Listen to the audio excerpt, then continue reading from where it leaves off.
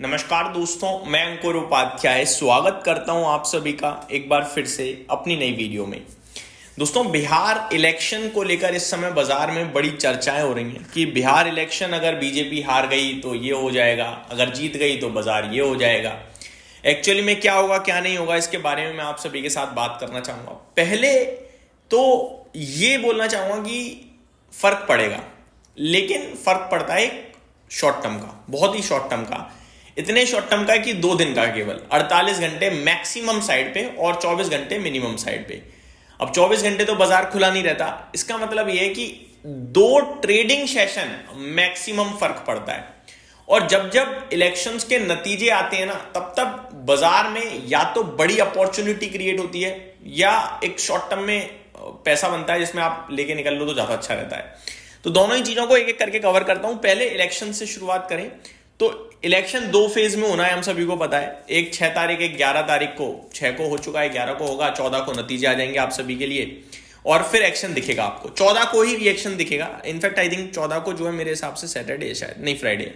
14 तारीख को आपको जब रिजल्ट आ रहे होंगे तो रुझान जब आ रहे होंगे तो वो मार्केट मूव कर रहा होगा, ऊपर नीचे कर रहा होगा।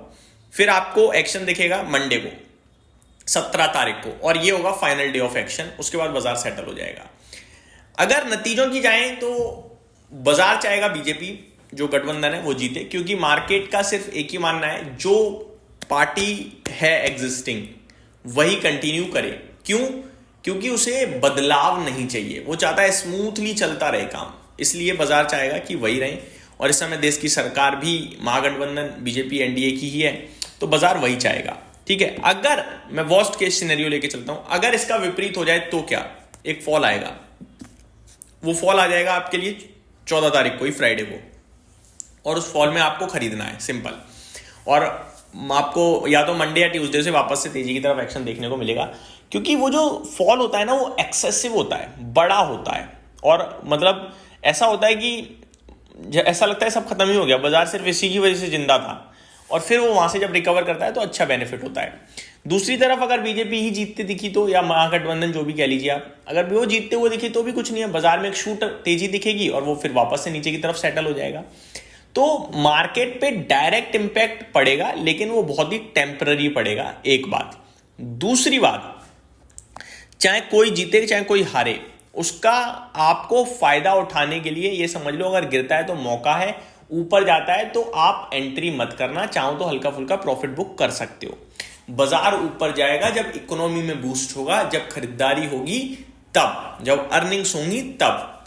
इलेक्शंस वगैरह से सिर्फ और सिर्फ सेंटिमेंटल इंपैक्ट पड़ता है, और वो सेंटिमेंटल इंपैक्ट 1 दिन और 2 दिन का मैक्सिमम लेवल पे रहता है, इससे ज्यादा नहीं रहता है। अब मैं आप सभी के साथ बात करना चाहूंगा दोस्तों, एग्जिट पोल। एग्जिट पोल जैसे ही आना शुरू है, अभी देखो 11 तारीख, अभी 6 तारीख को है, उसका परिणाम कुछ लोग अंदाजा लगा रहे होंगे कि इस सीट से ये थे, इस सीट से वो थे। ठीक है, जैसे ही 11 तारीख को होंगे आपके लिए 12-13 तारीख में एग्जिट पोल आना शुरू, तो बाजार उस पर भी रिएक्ट कर सकता है थोड़ा बहुत। तो मेरे हिसाब से ये इलेक्शन वगैरह के चलते आप लोग ज़्यादा ना सोचें कि गिरेगा, क्रैश होगा, बढ़ेगा। ये सब चीज़ें बाजार का एक पार्ट है। इवेंट आते रहते हैं, जाते रहते हैं।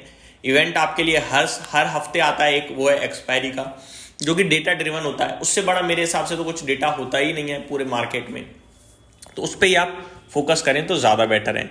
लेवल्स में ऑलरेडी आप सभी के साथ डिस्कस कर चुका हूँ कि जब तक 25,600 के नीचे है तब तक मैं ज़्यादा तेज़ी के बारे में भी नहीं सोच रहा हूँ, लेकिन मेरा मानना है कि जल्दी ही 25,600 के ऊपर निकलेगा बाजार, 25,700 के ऊपर भी निकलेगा और फ्रेश लाइफ हाई की तरफ जाएगा इंडेक्स लेवल पे, तो वहाँ पे पॉजिटिव ही रहें तो ज़्यादा बेटर है। बात करें दोस्तों आपके साथ कुछ और इंटरेस्टिंग चीज़ों के बारे में, तो निफ्टी का टेक्निकल चार्ट पैटर्न भी अच्छा ही दिख रहा है, कुछ खराब नहीं दिख रहा। इसमें लगातार हायर हाइज की फॉर्मेशन बनी। अभी रिसेंटली इसने 52 वीक हाई भी हिट करा, लाइफ हाई से मात्र 100-150 पॉइंट नीचे रह गया, और वापस से अच्छी करेक्शन भी हो गई है।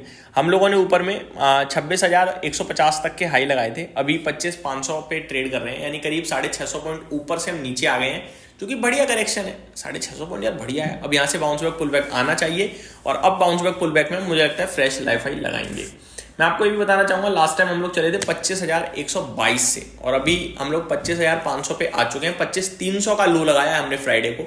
तो ओवरऑल मेरे को लगता है कि बाजार कहीं ना कहीं अब ऊपर जाने के लिए तैयार है। जब तक 25,300 के ऊपर है तब तक तो हम ये कह ही सकते हैं, और ऐसा कुछ मेरे को दिख नहीं रहा कि 25,300 ब्रेक कर दे।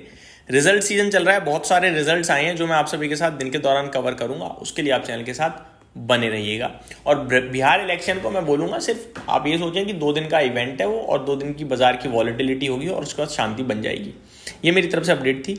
एक और चीज़ बोलना चाहूँगा, क्योंकि निफ्टी की बात करिए, ट्रेडर्स की बात करिए, लेवल्स की बात करिए, अगर आप शॉर्ट करते हैं, जैसे कि कॉल को बेचते हैं या पुट को बेचते हैं, अगर आप राइटर हो तो मेरे को लगता है नेक्स्ट वीक की एक्सपायरी में राइटिंग को अवॉइड करना।